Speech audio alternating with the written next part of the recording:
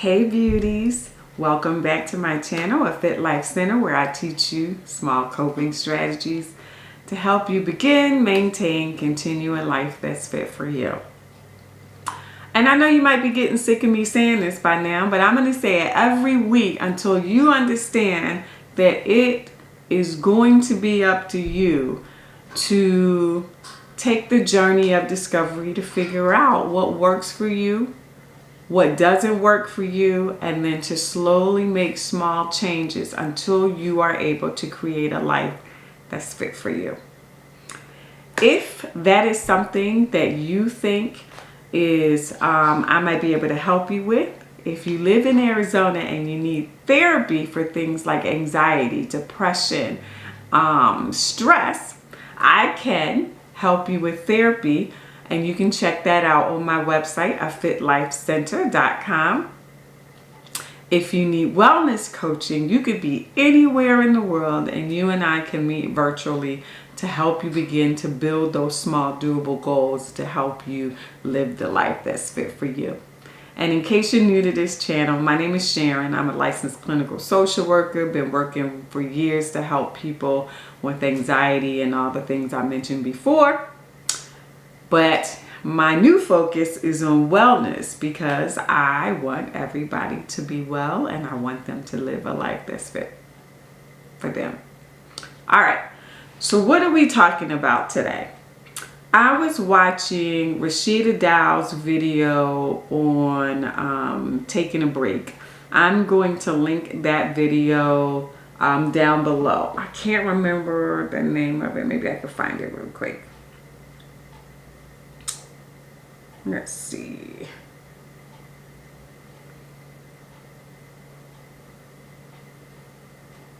It is called Take a Break and Change Your Life, right? She dropped so many gems in that video that I thought today I might tell you how and why I started my own private practice. Because the story that Rashida told about her job and what happened to me is so similar. And I believe, even though we all might be in different fields, I believe it might probably happening or has happened to you as well. So as I have mentioned in this video before, I have worked for several different agencies in my career doing mental health work, right? And I came into this business with the ideal that we all have, that I was going to be able to make a difference by providing therapy for people and teaching them coping strategies to help them better their lives, right? And I did that. But what I didn't understand was the system that it was being done in, right? And that system was all about productivity, producing, right? Producing things. And what that means if you work in mental health is the more people you see, the more money you bring in, the more the money the agency makes, right? And they have quantified that, right? Every agency that I worked in, they had some kind of measurement to make sure that I was seeing my number of people, right, and meeting my productivity number for every month, right? If I met it, they'd be like, yay. Or sometimes they didn't say anything, right? Because that was the expectation.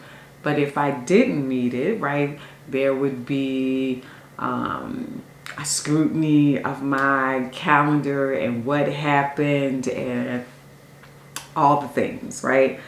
And, so it would look kind of like this, right? I was supposed to, out of an 8-hour day, 80% of my day was supposed to be with what they call direct client contact, which means I was supposed to be seeing somebody in 50-minute increments, 4 appointments, and then there should be a 10 minutes in between sessions where I could write a note or go to the bathroom, or return a phone call, those kind of things. I would have about an hour lunch, and then it would be the next clients, and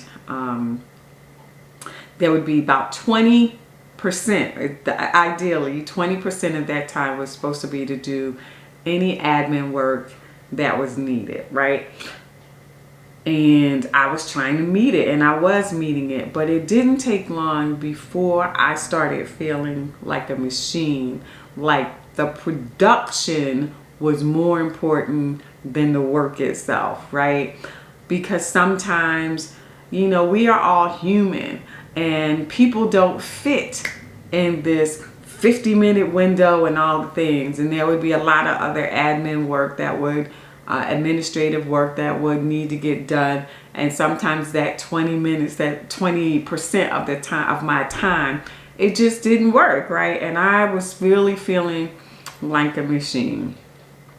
So I moved around agencies for a while thinking that it would get better, until I finally discovered they all work the same way. They all work the same way. Because that is how they make money. And the goal at the end of the day is to make money. And part of me understands that, right? Because the lights have to be on, the air conditioning, so forth and so on. But it just didn't feel good to me. So let's fast forward. COVID hit, right? And I know everybody's anxiety, depression, for the most part, went through the roof, because we had never been in a pandemic before. I'd never been in a pandemic.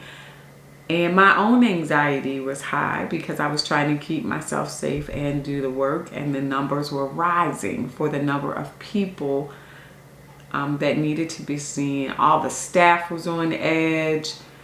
It was terrible. Just like I expect that in whatever job you were doing, it was probably terrible, right? Whether you just got sent home on the fly with poor equipment and was expected to work it out, whatever happened, right? Because all of that happened to me too. At first I was in the clinic, and I was worried about being exposed to COVID, because at that point we didn't know if we were going to live if we got COVID, right? And so many people were dying from it.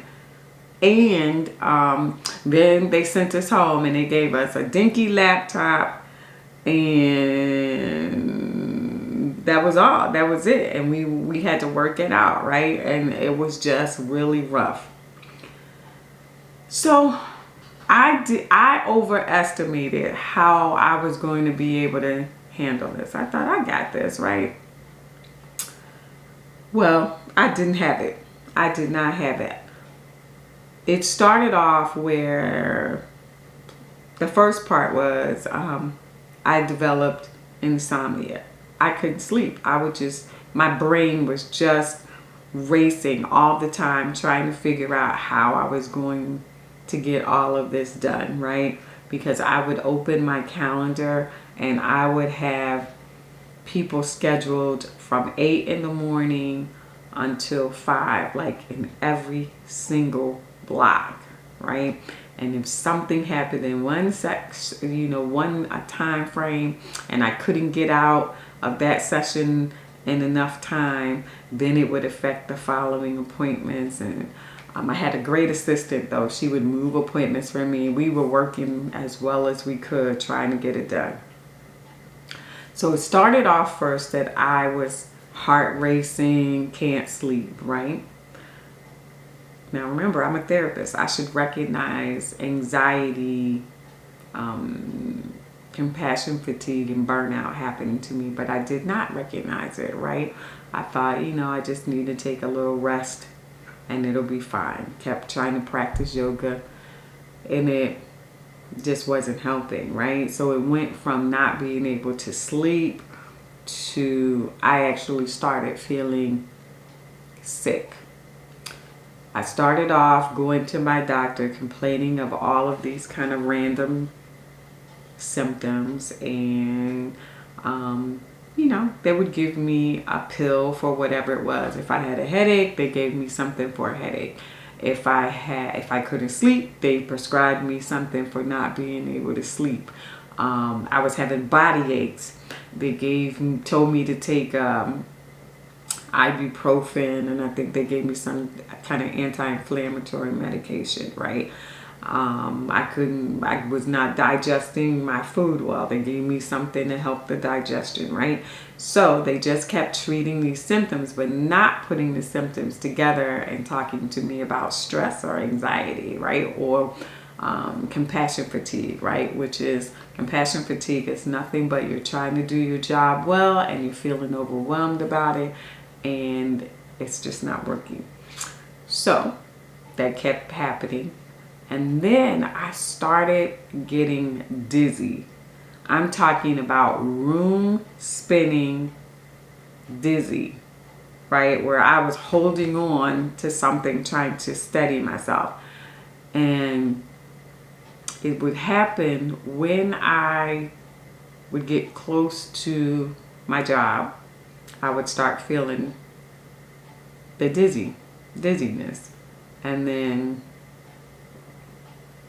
I would be in a room with a patient and the whole room would flip upside down and my heart would be racing. It was terrible, right? And then I would go to the emergency room.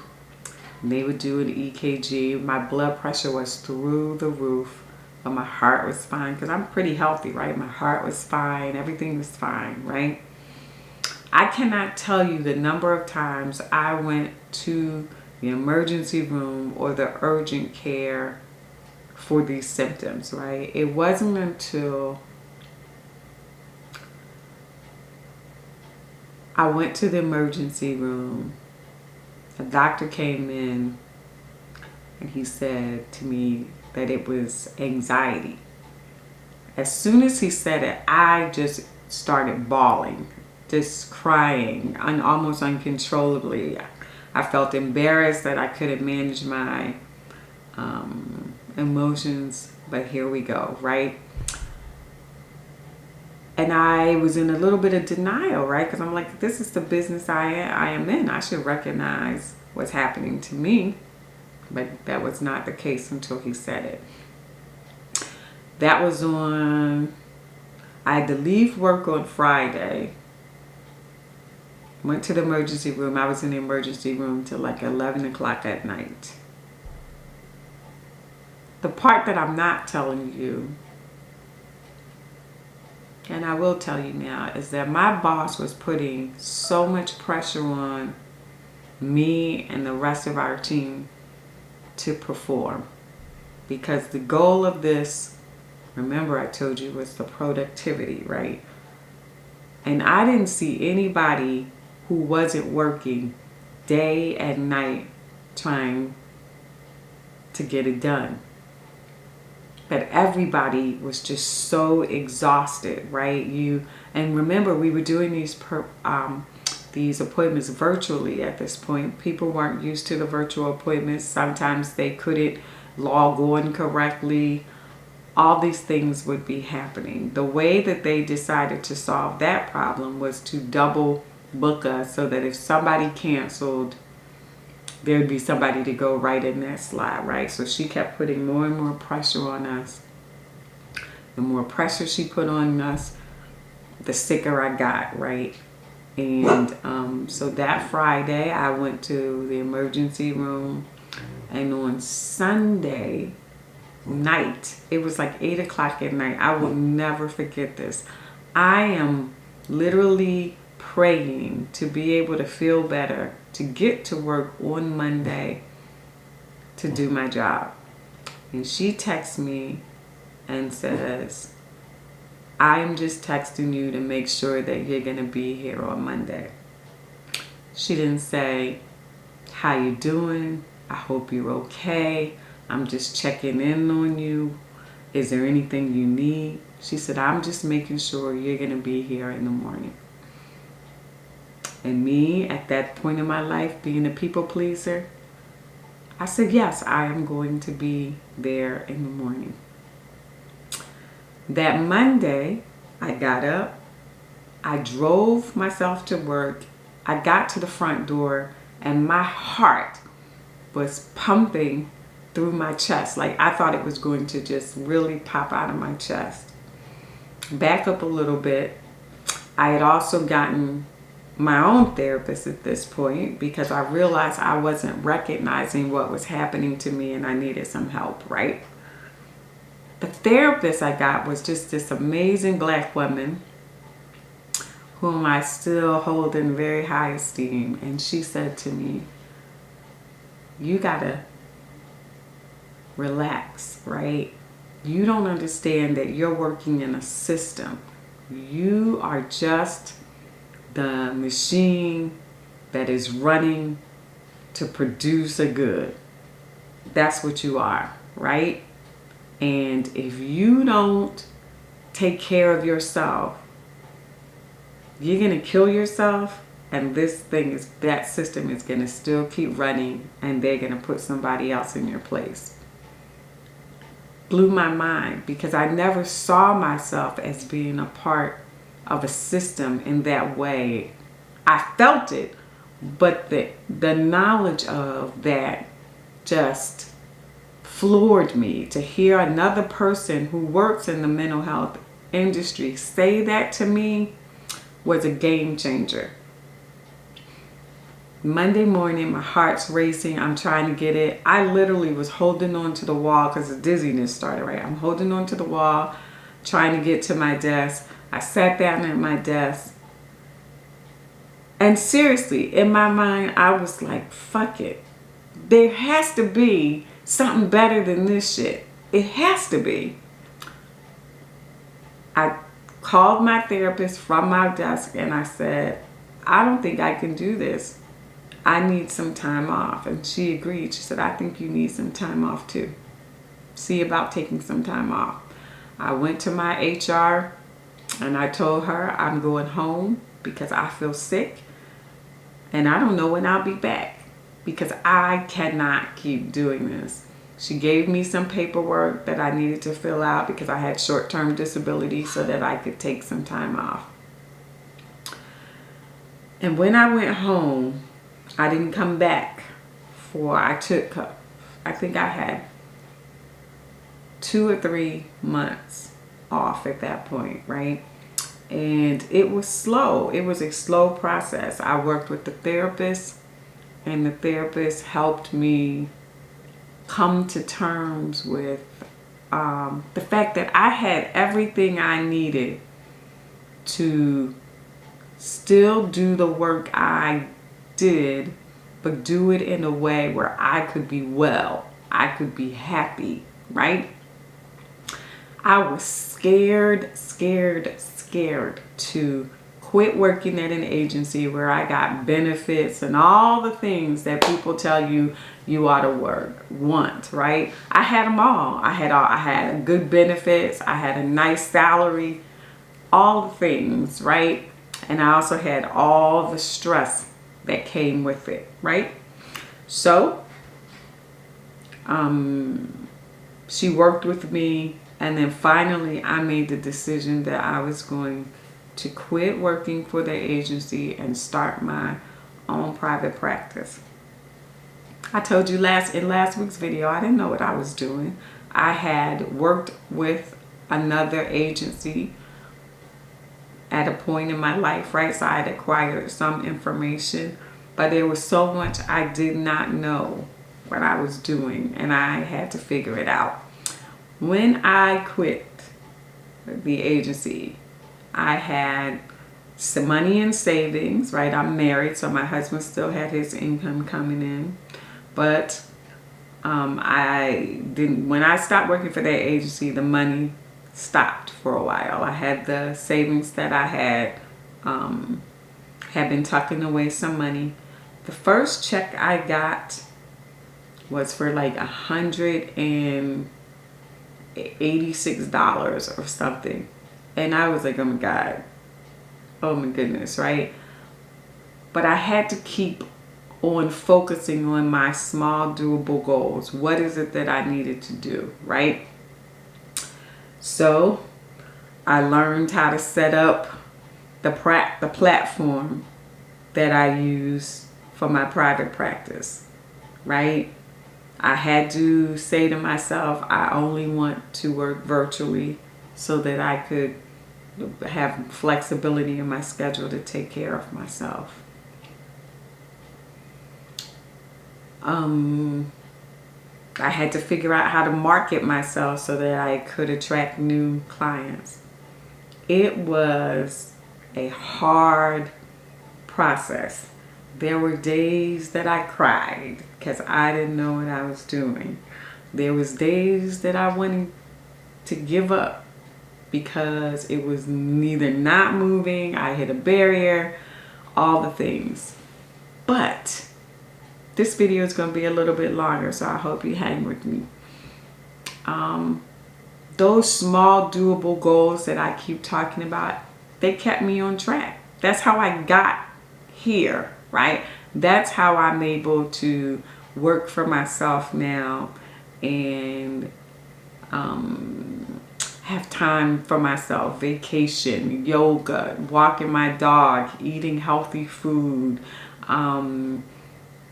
visiting my friends and my family, is because I had to get out of that system that used me like a machine and would have used me until they used me up, and decide that I was more valuable. That's why I keep talking to you about the things that I'm talking about, because I want you to create a life that's fit for you. Your journey won't look like my journey, but I bet there are some similarities in which you realize that the system that you are in treats you like a machine and will wear you out and then replace you. You have to decide that you are more valuable than a system that doesn't care about you. It just doesn't. It's not equipped to care about you. It's equipped to care about making money. So that is my story. I hope it helps you in some way. And I hope that if I can't help you, check out Rashida Dow, Stephanie Perry's videos. All of them are talking about Black women living a life that's fit for them, right? And giving you tools to do it, right? They all do coaching too, right? It doesn't have to be me. Get yourself people that won't keep you grinding in the machine, right? When I quit my good government job and the agency job, people said all kinds of stuff. They thought I was crazy. Then they said, oh, you could just do that because you got a husband. We are a 2-income house. I'm going to let that marinate for a second. We are a 2-income house, which means it takes 2 incomes to run this house. And I didn't have one for a while.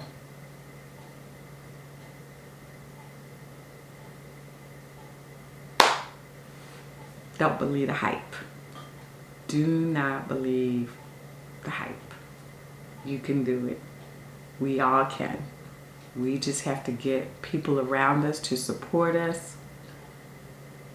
And we have to have some good coping strategies and some doable steps to get us where we want to go. I hope this helps. See you later.